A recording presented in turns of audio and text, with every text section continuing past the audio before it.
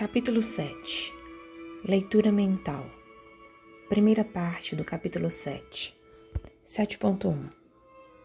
Após a oração silenciosa, Jerônimo fez Luciana compreender que atingiríamos o momento de ação.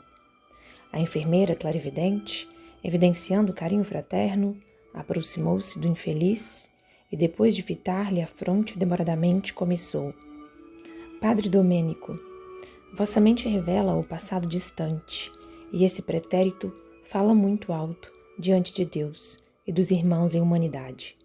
Duvidais da providência divina, alegais que o vosso ministério não foi devidamente remunerado com a salvação, e imprecais contra o Pai de misericórdia infinita. Vossa dor permanece repleta de blasfêmia e desespero. Proclamais que as forças celestes vos abandonaram ao tenebroso fundo do abismo. E porventura não é assim? Gritou o desventurado, interrompendo-a, compelido pelas circunstâncias da vida humana a servir numa igreja que me enganou, negam-me o direito de reclamar? O Evangelho não tem palavras de mel para o ato de Judas. Deverei por minha vez louvar os que me traíram?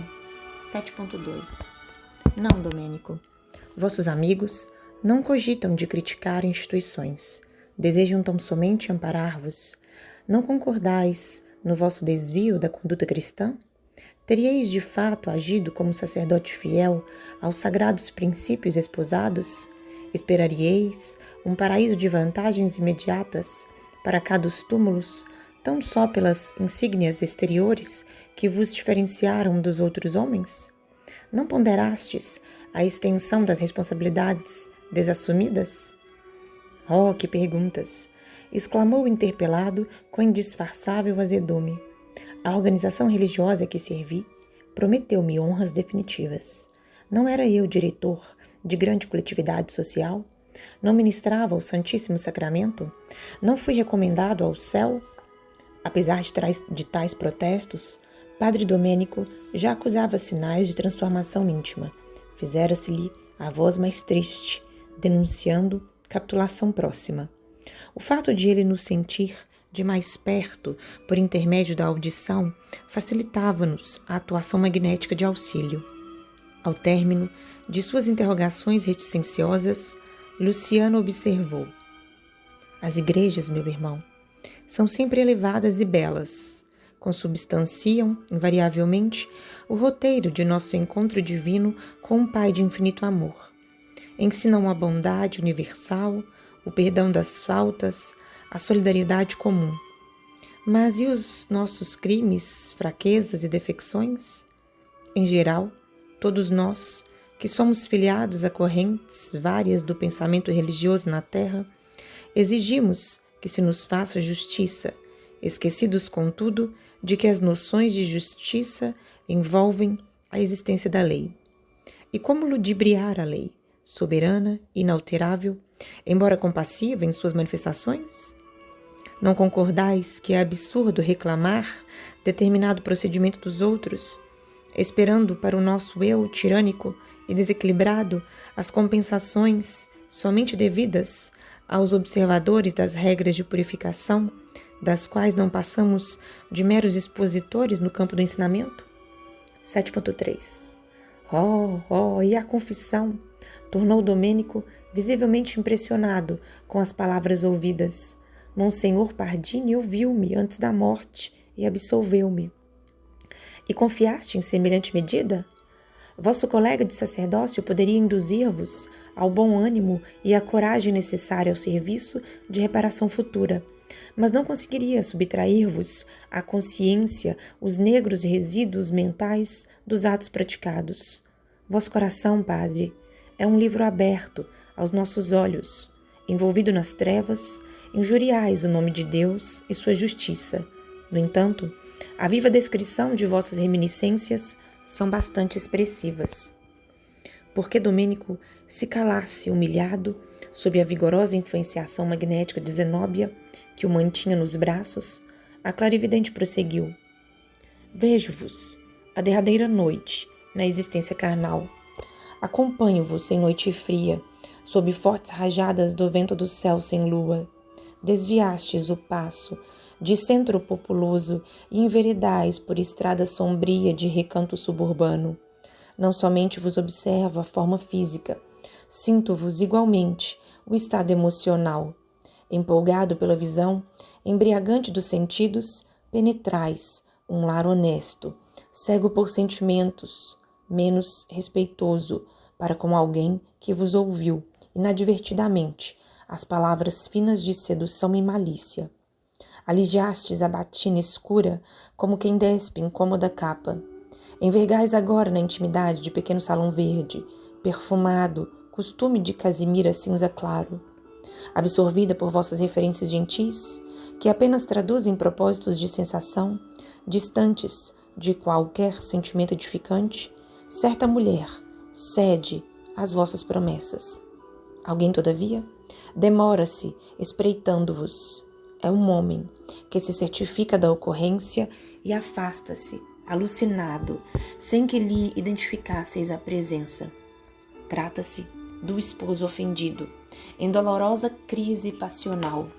Distancia-se a caminho da pequena cidade próxima, tomado de dor selvagem. Penetra grande empório de bebidas e adquire 1 litro de vinho antigo, por alto preço, 7,4. Afasta-se angustiado e, oculto à sombra de árvores acolhedoras, adiciona ao conteúdo do frasco pequena porção de substância venenosa fulminante. Em seguida, espera-vos de longe, acariciando a ideia do assassínio. Noite alta, regressais ao presbitério e o adversário, como quem volta da ligeira viagem, saúda-vos agradavelmente, com dissimuladas demonstrações de estima e confiança. Paira o convite ao vinho reconfortante na madrugada gélida e abres a porta da residência paroquial. Entrais calmo. Na tepidez do interior doméstico, à frente de vasta mesa bem servida, experimentais honrado o vinho velho misturado a veneno destruidor. Não tivestes tempo para explicações.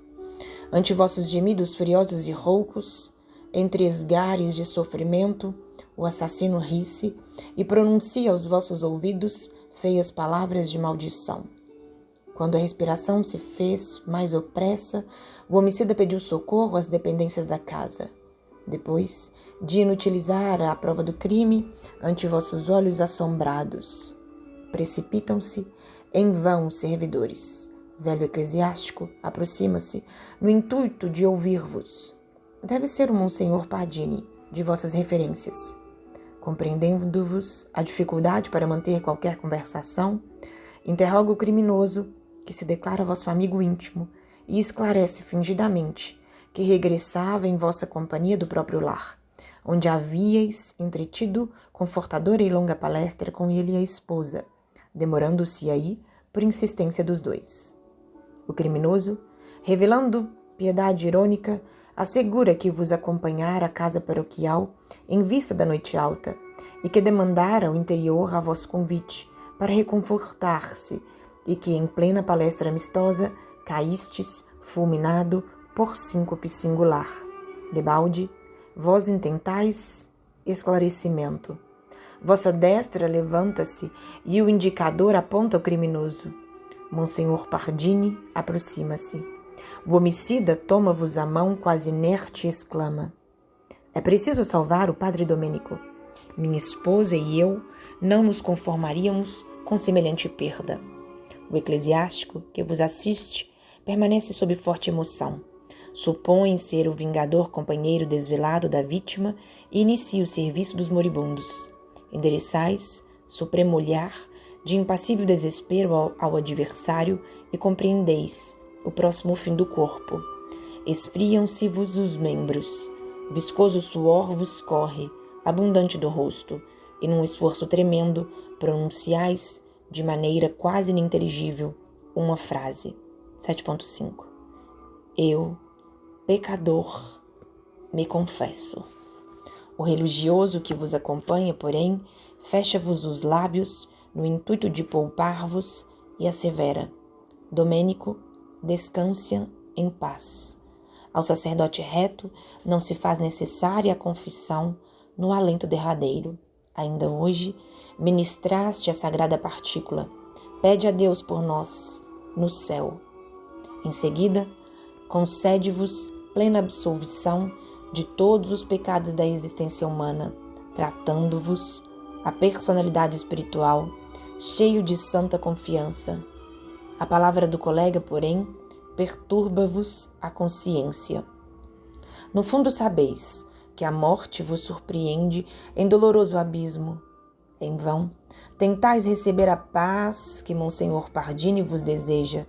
Debalde, procurais desviar o olhar do envenenador que vos segue mordaz. Vossas mãos tombam inertes. O religioso amigo segura o crucifixo que não sentes.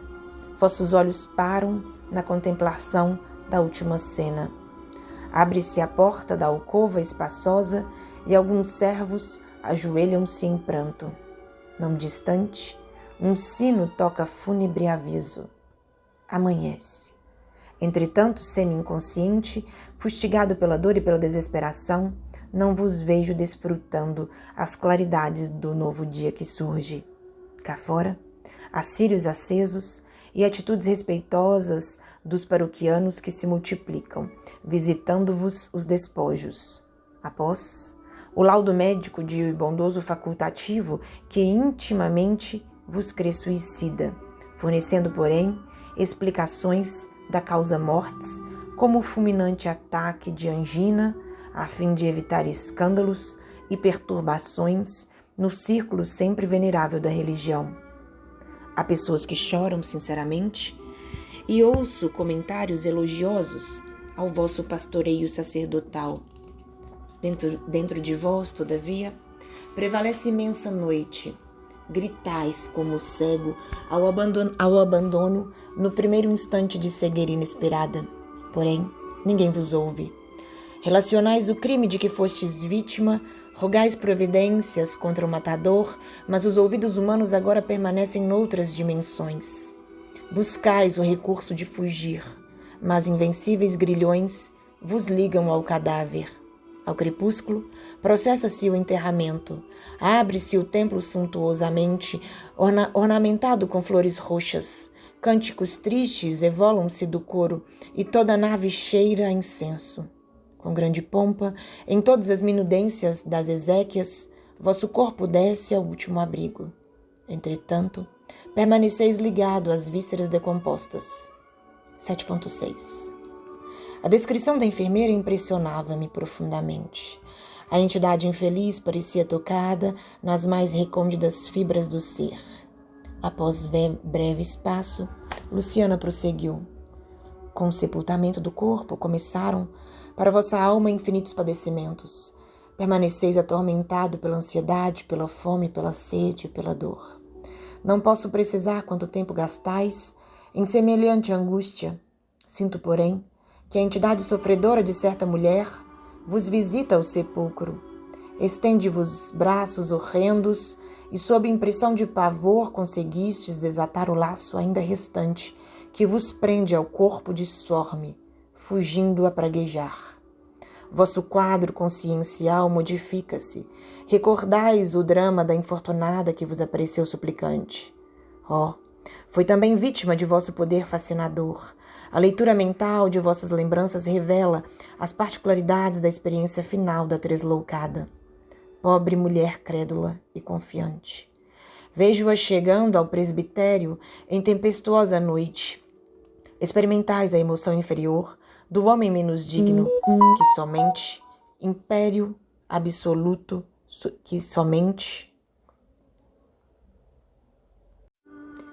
Experimentais a emoção inferior do homem menos digno, que sente o império absoluto sobre a presa. A pobrezinha, todavia, chora e roga-vos auxílio. Pronuncia palavras de comover corações de pedra e mostrando indefinível desalento.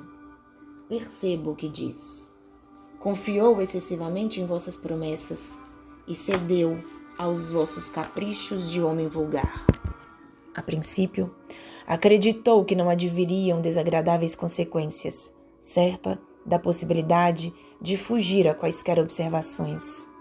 Sabieis engodar-lhe a inexperiência em assuntos afetivos e proclamáveis a inocência de semelhantes relações. 7.7. Contudo, agora, anunciava-se um filhinho, preocupando-lhe o coração. Quem a socorreria? Quem lhe restauraria a paz familiar? Não seria melhor a legalização dos laços existentes? Não deveriam esperar, honrados, a dádiva de um filho abençoado por Deus? Escutastes as rogativas sem abalo moral. Com a frieza dos homens de fraseologia brilhante, invocastes o dever sacerdotal como justificativa da impossibilidade. Comentastes as convenções humanas e, por fim, propusestes a conciliação do problema com um casamento apressado e indigno entre a vítima e o último de vossos servos. A jovem soluça convulsivamente, afirmando justa repulsa.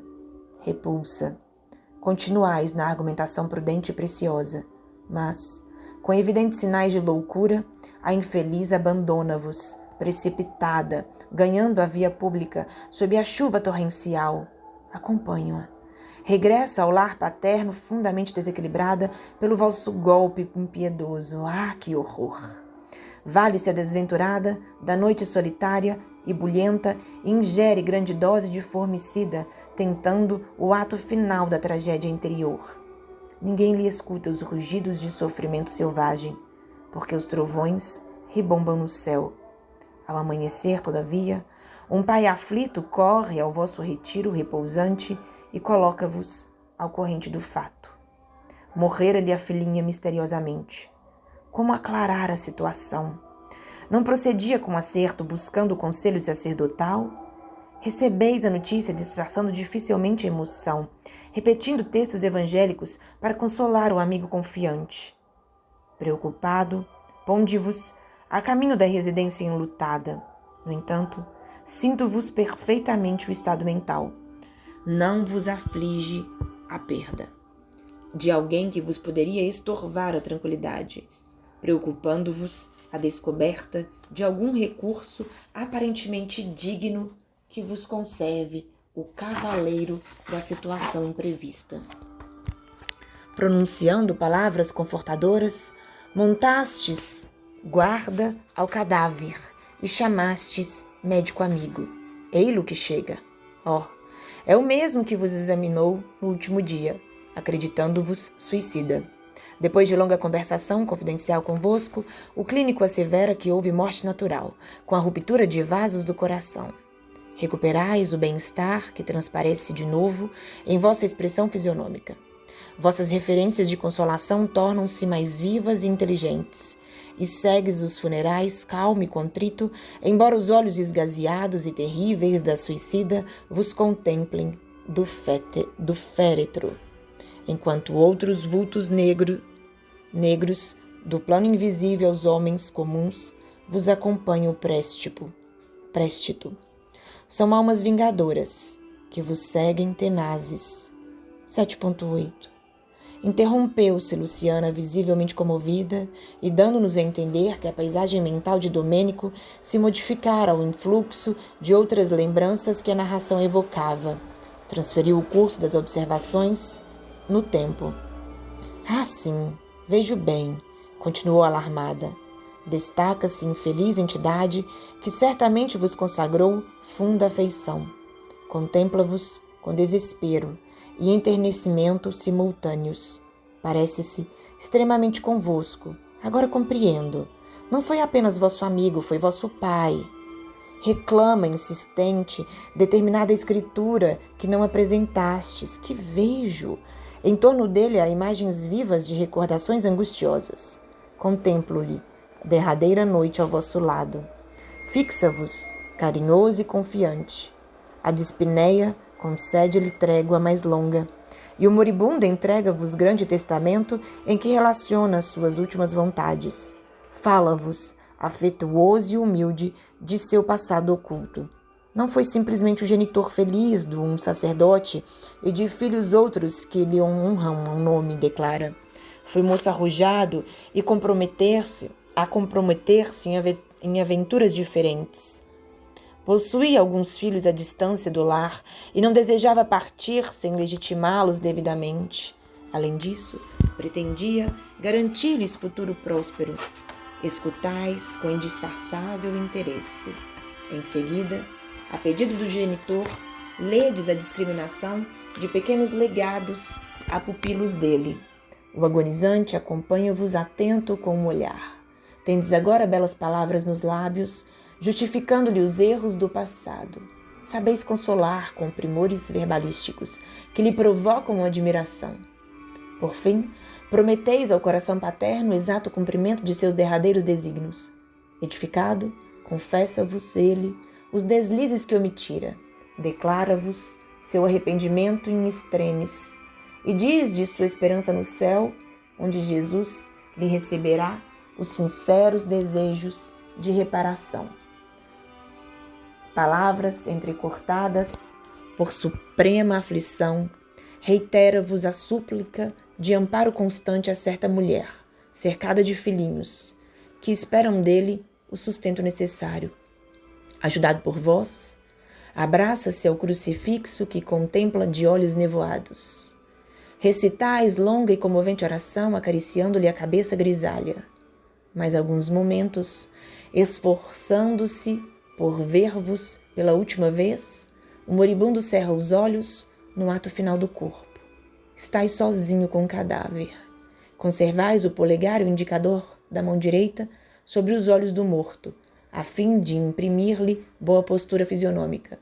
Antes, porém, de qualquer comunicado ao interior doméstico, sepultais o documento em móvel pesado, com intenções francamente hostis aos retos propósitos do desencarnado. Desde esse instante, parece-me que ele vos seguiu, sempre de perto, reclamando.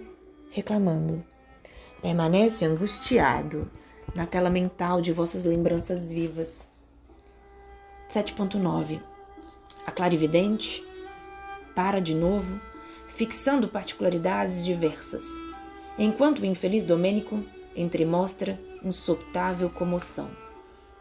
7.10. Oh, agora!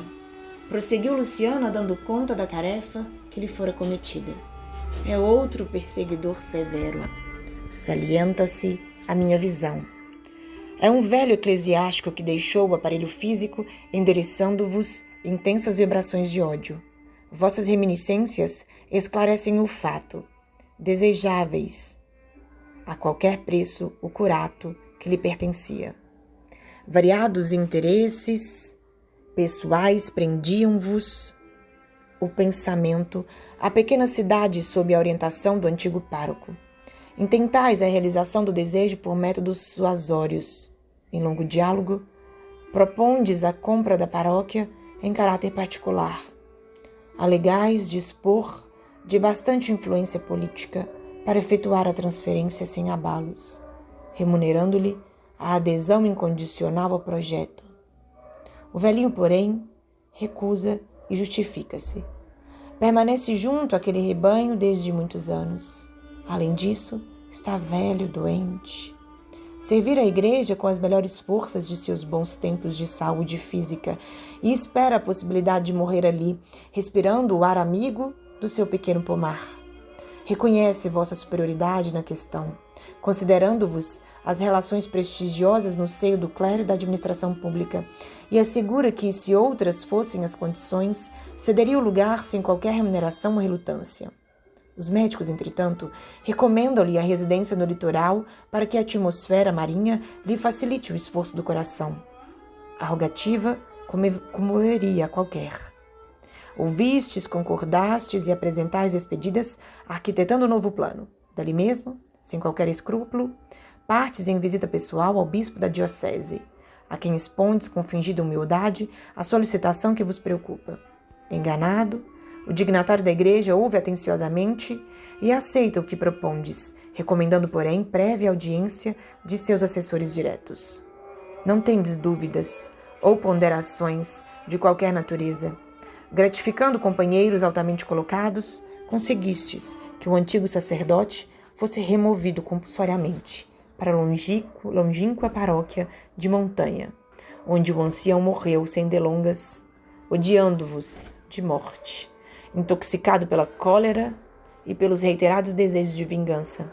Está cego às manifestações da espiritualidade superior, cercando-vos com ira implacável. 7.11. Novo intervalo da clarividente, Luciana, porém, recomeça a exposição mais alarmada. Agora surge determinada mulher. Parece-me que desencarnou depois de melindrosa operação nos olhos. Sim, a vossa tela de reminiscências fala bem alto. Foi vítima do vosso poder fascinante de homem dominador. Ei-la ao vosso lado no último encontro, ainda na esfera carnal. Acabastes a refeição lauta da manhã, quando alguém bate à porta paroquial. Trata-se de pobre mulher envelhecida prematuramente e quase cega, conduzida por anêmico menino de 9 a 10 anos que vos suplica auxílio. Ante a frieza de vossa recepção, a infortunada, em palavras sentidas, invoca o passado de leviandades e pergunta se esquecestes o filho que lhe colocastes nos braços. Chora, gesticula e explica-se. Trabalhara sinceramente pela própria reabilitação, mas em toda parte acusavam-na de prostituição e ociosidade. Lutara heroicamente por manter o filhinho à custa do serviço honesto, mas adoecera, sem qualquer proteção. E ali estava quase cega, implorando socorro. Se pudesse, pouparia ao filho, ainda criança, a humilhação de conhecer o pai desalmado. Entretanto, o pequenino abeirava-se da morte. Surpreendera-o a tuberculose devoradora e suplicava-lhe auxílio financeiro para o tratamento indispensável. A criança contemplava-vos, triste e confiada. Ouvistes indiferente e ensaiastes resposta estranha. Ao vosso toque particular de campainha, determinado servidor apareceu conduzindo cães bravos que ameaçam os pobres pedintes, forçando-os a fugir espavoridos. A criança, no último degrau da anemia, morre sem recursos, e a mãe infeliz desencarna em pavilhão da indigência, com sinistro desejo de vingar-vos, de vós, de qualquer modo. 7.12. Interrompera-se Luciana novamente, como para fixar minúcias apenas visíveis ao seu olhar. De súbito exclama: oh, que horror! Vejo mais. Diferente mulher de olheiras fundas e negras vestes. Não terminou a observação, todavia. Nesse instante, o desventurado proferiu um grito terrível, desfez-se em lágrimas e exclamou alucinado de sofrimento moral: basta, basta! Soluços atrozes lhe arrebentaram do peito opresso, sem solução de continuidade. Zenóbia, que lhe mantinha a cabeça no regaço amoroso, tranquilizou-nos em tom discreto. Domênico melhora, graças ao nosso divino médico. Para o espírito culpado e sofredor, as lágrimas são também uma chuva benéfica que refrigera o coração. Logo após, permaneceu silenciosa enquanto a seguíamos enternecidos, de mente voltada para a prece. Depois da longa crise de pranto de Domênico, a diretora da casa transitória solicitou ao padre Hipólito que semeasse novas ideias no terreno consciencial arado pela dor, notificando-nos que tomaria alguns minutos para convocar mentalmente a ex-genitora do antigo pároco desencarnado, para que o mísero fosse reconduzido à esfera da crosta, no processo inicial da reencarnação futura. A orientadora entrou em funda meditação, ao passo que Hipólito ergueu a voz, dirigindo-se ao mendigo de luz. Irmão Domênico, o Senhor misericordioso ouviu-nos a rogativa. Desejas efetivamente a redenção? O interpelado, ao que deduzi, despreocupou-se inteiramente da pergunta e, mantendo forte impressão relativamente às afirmações que ouvira, indagou a seu turno. Ah, existe então a justiça divina, anotando-nos as faltas? Há cadastros tão minuciosos para os mais secretos feitos do espírito? 7.13. Trazemos, na própria consciência, o arquivo indelével dos nossos erros. Comentou Hipólito, com inflexão de piedade, como os justos são portadores das notas íntimas que os glorificam diante do Pai Altíssimo. Cerra para sempre, meu amigo, a porta do ego inferior. Cala a vaidade, o orgulho, a impenitência. Não maldigas. A igreja que nos reunia no círculo carnal é santa em seus fundamentos. Nós é que fomos maus servos, desviando-lhe os princípios básicos para a satisfação de instintos dominadores. Procurávamos o reino transitório do poder temporal, por meio de puras manifestações do culto externo aliado à política corruptora, olvidando deliberadamente o reino de Deus e sua justiça. Poderemos culpar, porventura, as mães devotadas pelos crimes voluntários dos filhos? A Igreja Universal de Jesus Cristo, que congrega todos os nossos apóstolos, servidores, discípulos e aprendizes, é mãe amorosa e fiel. De novo soluçante, o espírito infortunado revelava-lhe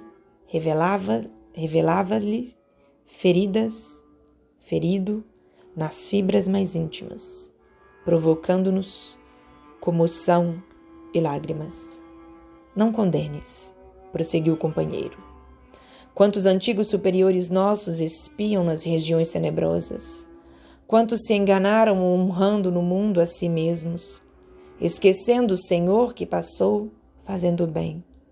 Muitos dos dignatários orgulhosos que nos dirigiam às atividades, com um cálculo a presidir-lhes as deliberações, baixaram ao sepulcro em solenes exéquias, com fanfarras e esplendores, para comparecerem aqui em dolorosas necessidades do coração, quais miseráveis mendigos.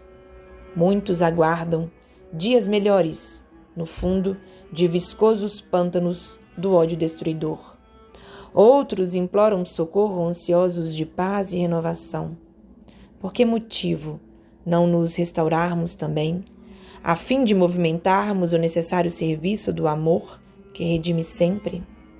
Levantemo-nos, meu irmão, para sermos úteis aos companheiros de outro tempo, reconduzindo-os ao porto de salvação.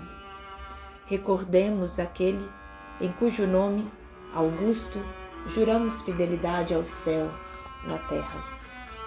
Dói-te a penitência, fere-te a humilhação, e ele, porventura não percorreu a via dolorosa como vulgar malfeitor? Não aceitou a cruz que o flagelaria até a morte? 7.14. Sim, concordou o interlocutor tristemente. Tudo isso é verdade. Significativo gesto de Zenóbia compeliu o padre Hipólito a suspender as considerações, dando-nos a certeza de que respondia ao chamamento silencioso da orientadora. Alguém compareceu perante a nossa reduzida assembleia. Era uma velhinha simpática, que nos conquistou de pronto, pela delicadeza e generosidade irradiantes. Abraçou a irmã Zenóbia como se o fizesse a uma filha muito amada. Cumprimentou-nos, cortês e reconhecida. Dispensava-nos qualquer apresentação. Tratava-se de Ernestina, a dedicada mãe. Ajoelhou-se junto ao filho desventurado e, de mãos postas, rogou a proteção dos céus. Fosse pela renovação profunda daquela hora que lhe modificara o padrão vibratório, fosse porque as forças invisíveis de ordem superior manipulavam as nossas energias conjuntas em benefício do infeliz, Domênico, que era cego perante nós outros, conseguiu enxergar a recém-chegada. Comoventes gritos alcançaram-nos o íntimo. Mamãe! Mamãe! Aquela criatura, que se mostrara tão rígida e indiferente O eclesiástico que zombara de tantos corações na terra, segundo retrospecção do pretérito, que Luciana levara a efeito, igualmente invocava o nome de mãe, como se fora a chorosa criança desviada do lar. Abriu ansioso os braços, procurando-lhe o seu amigo. E Zenóbia, com carinhoso cuidado, ajudou-o a refugiar-se no colo materno. Ernestina apertou-o, então, de encontro ao peito, e pareceu-me que o infortunado sentia o contato maternal como se houvera alcançado o repouso supremo.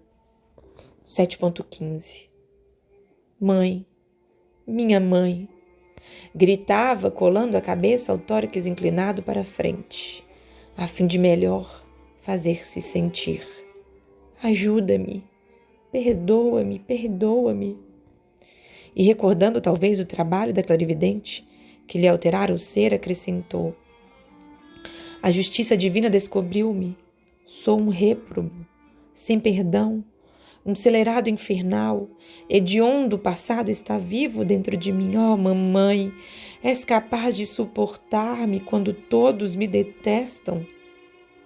Ernestina aconchegou mais perto do coração e falou comovida: eu não sei, meu filho, se foste criminoso. Sei que te amo com toda a minha alma.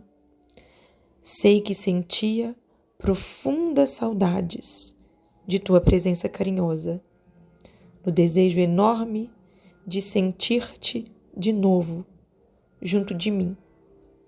Que haveria de mais belo para o meu coração que o doce enternecimento desta hora? Deixa que nasçam em ti pensamentos de júbilo e reconhecimento ao Pai de inesgotável bondade que nos reúne compassivamente. Medita um instante, Domênico, sobre a grandeza divina e certifica-te de que ninguém permanece ao abandono.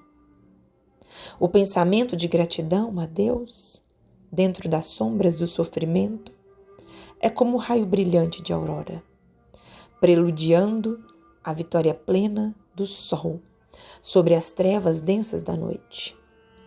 Qual de nós não terá sido defrontado pela tormenta da ignorância?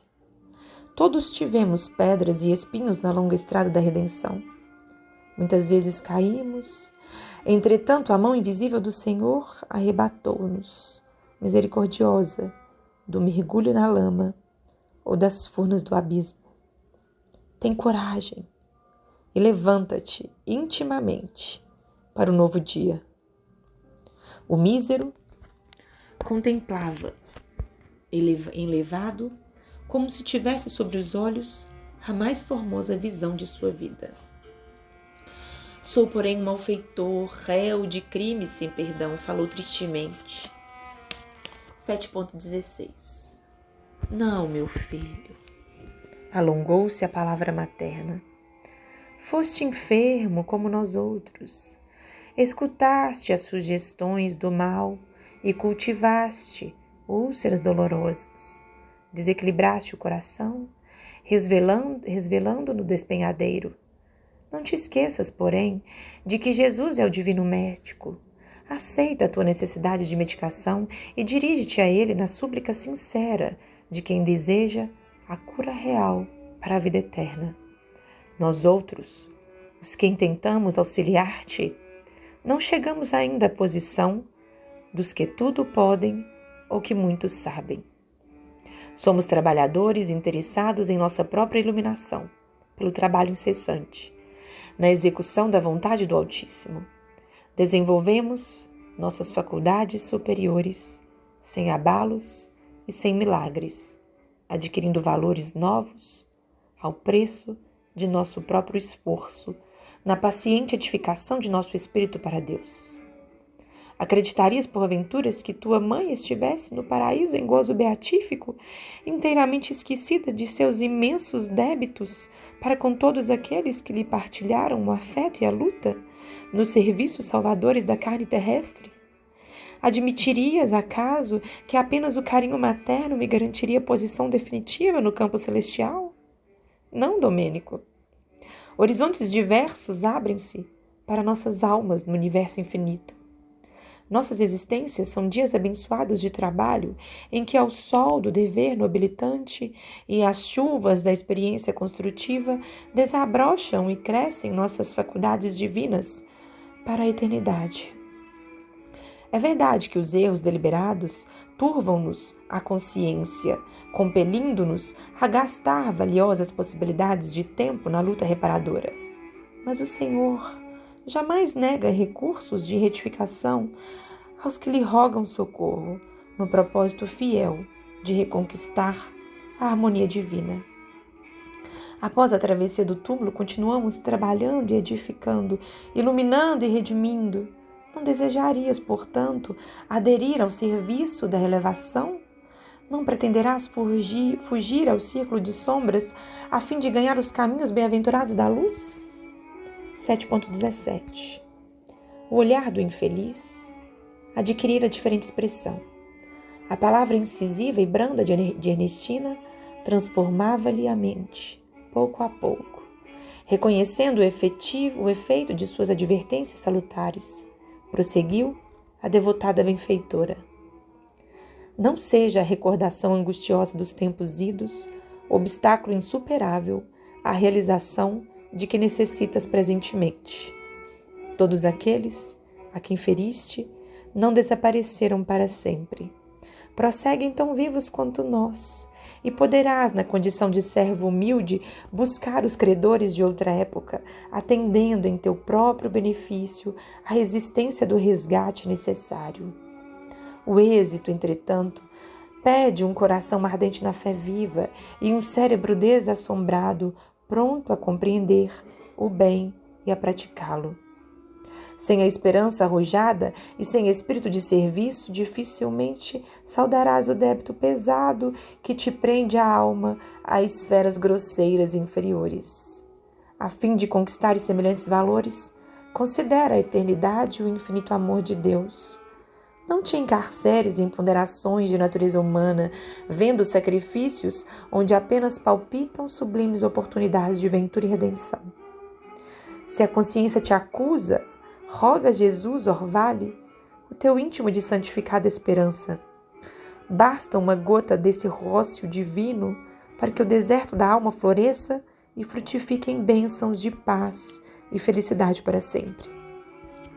Não desanimes, Domênico. Deus permite que a alvorada siga a noite escura. Por que não confiarmos de maneira absoluta no supremo poder? Somos nada, meu filhinho, mas o Pai misericordioso tudo pode. A presença reconhecida de sua mãe contemplara-lhe a modificação benéfica.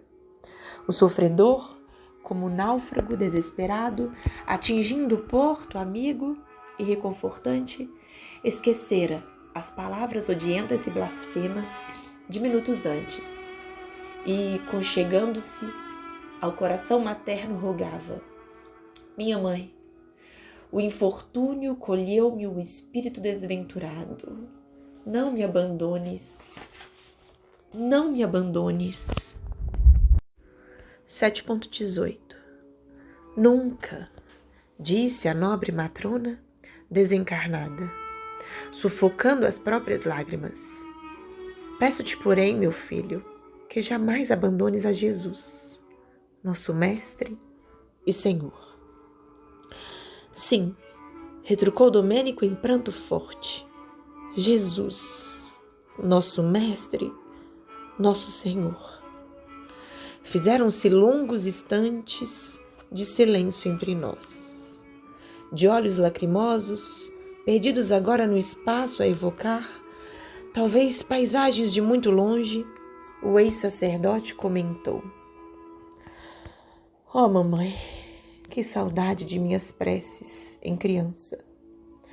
Nesse tempo que vai tão longe, ensinavas-me a ver o Criador do Universo em todas as dádivas da natureza. Meu coração banhava-se feliz na fonte cristalina da confiança, e o amor da simplicidade habitava minha alma venturosa. Depois, no turvelinho do mundo, perverti-me ao contato dos homens ambiciosos e maus. Em vez da piedade, cultivei a indiferença. Em lugar do amor fraterno, legítimo e ativo, coloquei o ódio inexorável aos semelhantes. Ocultei o coração e exibi a máscara. Fugi às verdades de Deus e fantasiei-me de humanas ilusões. Por que fraquezas singulares pode o homem operar semelhante permuta? Por que menosprezar tesouros de vida eterna e mergulhar-se em tão sinistros enganos? Oh, tu que conservaste a doce confiança do primeiro dia, que nunca sorveste o venenoso absinto que me embebedou na terra, faze-me esquecer, por piedade, o homem cruel que eu fui.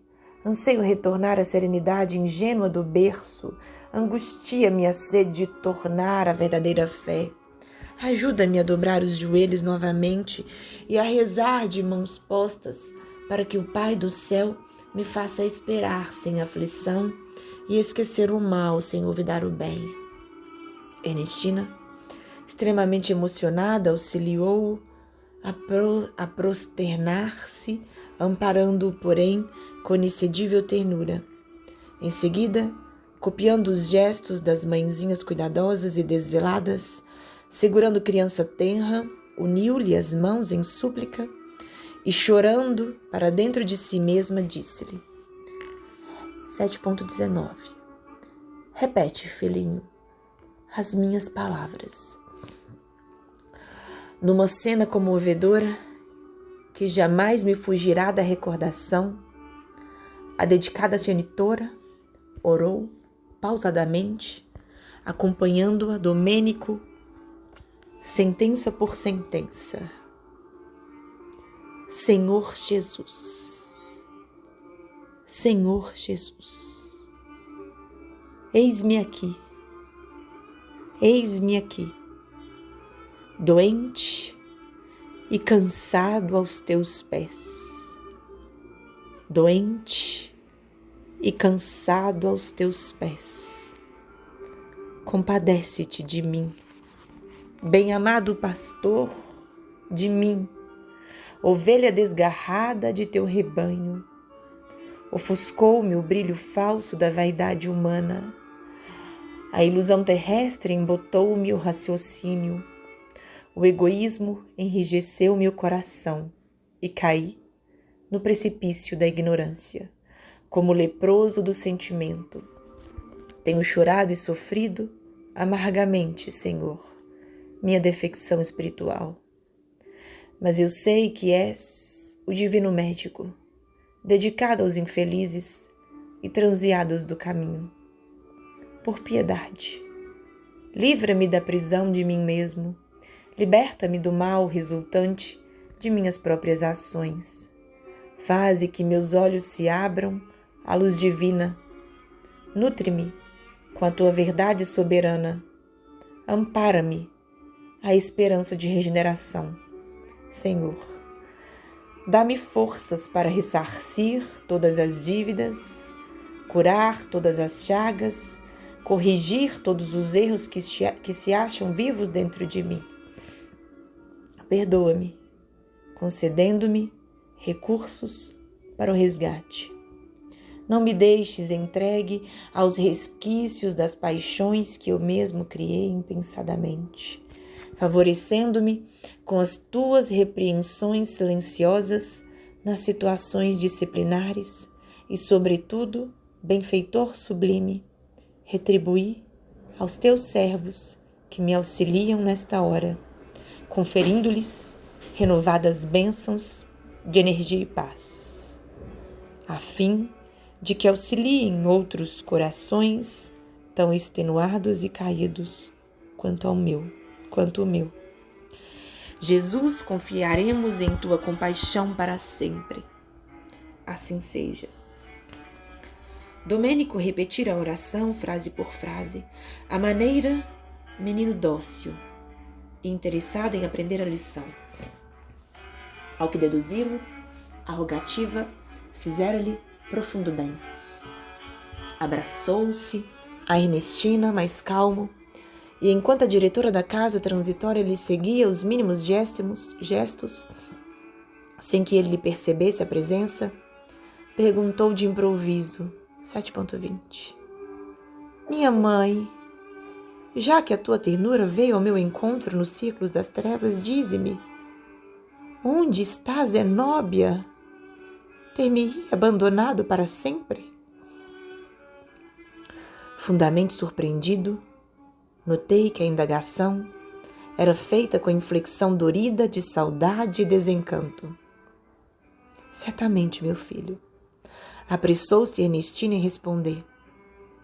Nossa amiga acompanha-te de esfera superior, implorando a Jesus te abençoe os propósitos de redenção. Oh, tornou ele triste. Se a existência humana nos houvesse unido, outro teria sido meu destino. Ela, porém, desposou outro homem quando era maior minha confiança no futuro, compelindo-me ao celibato sacerdotal, que se fez seguir de tão deploráveis consequências para mim. Se houvéssemos organizado o ninho doméstico, não me faltaria confiança em Deus. Teria sido talvez pai generoso, e meus filhos ser-me-iam sagrada coroa de responsabilidade e alegria. Zenóbia, minha mãe, era a lente milagrosa, através da qual eu sabia ver o mundo noutro prisma.